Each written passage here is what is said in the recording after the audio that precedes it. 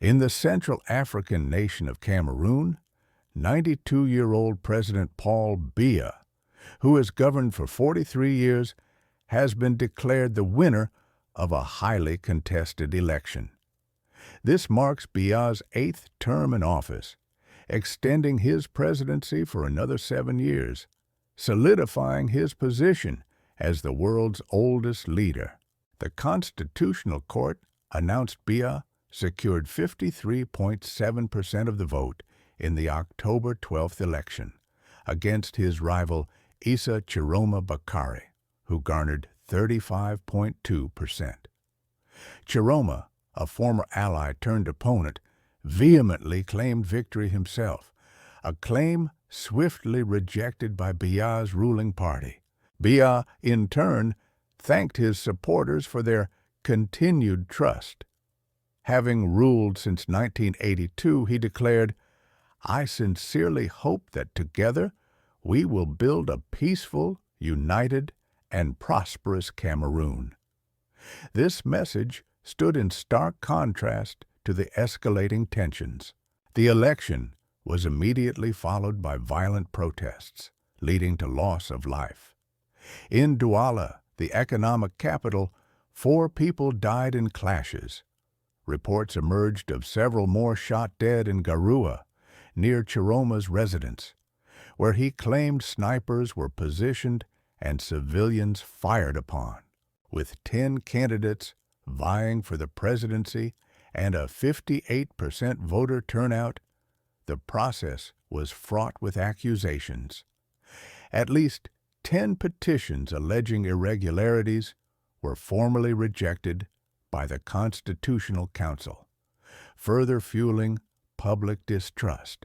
Amidst the turmoil, the voices of Cameroonians paint a stark picture. Amungwa Nicodemus lamented to the BBC, "We are at the beginning of a new nightmare. The economy is collapsing, corruption is rampant, many things are going wrong." Conversely, Abolo Dennis, prioritizing peace, argued for the acceptance of the results. Paul Biya's reign, dating back to 1982, is unprecedented. He has never lost an election. He rarely appears in public, reportedly spending much of his time outside Africa, often in the Swiss Alps. His prolonged absences and age have led to recurring speculations about his health and even his demise. His leadership isn't without its celebrated policies, increasing schools and universities and securing the oil-rich Bakassi region for Cameroon over Nigeria. Yet, his tenure is also marred by severe criticism, including allegations of corruption, embezzlement, poor governance, and a failure to address pressing security issues. Concerns also persist about Biya's health and his capacity to govern effectively. The Anglophone separatist movement in the West has festered for a decade. Youth unemployment under 35 stands at a staggering 40%. Hospitals and roads are in dire condition, and freedom of expression is severely curtailed. Experts urge Biya to urgently pursue a policy of national mediation to quell the ongoing protests and restore peace. The future of Cameroon hangs in the balance, awaiting a path forward from its long-serving, yet aging leader. Cameroon's complex history traces back to German colonization in 1884. British and French forces ousted Germany in 1916, leading to a partition, 80% to France, 20% to Britain.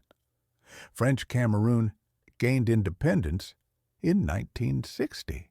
Following a referendum, British Southern Cameroons joined Cameroon, while Northern Cameroons opted for English-speaking Nigeria. The nation's first election was held on November 6, 1982, marking Paul Biya's initial ascent to leadership, a position he has held ever since.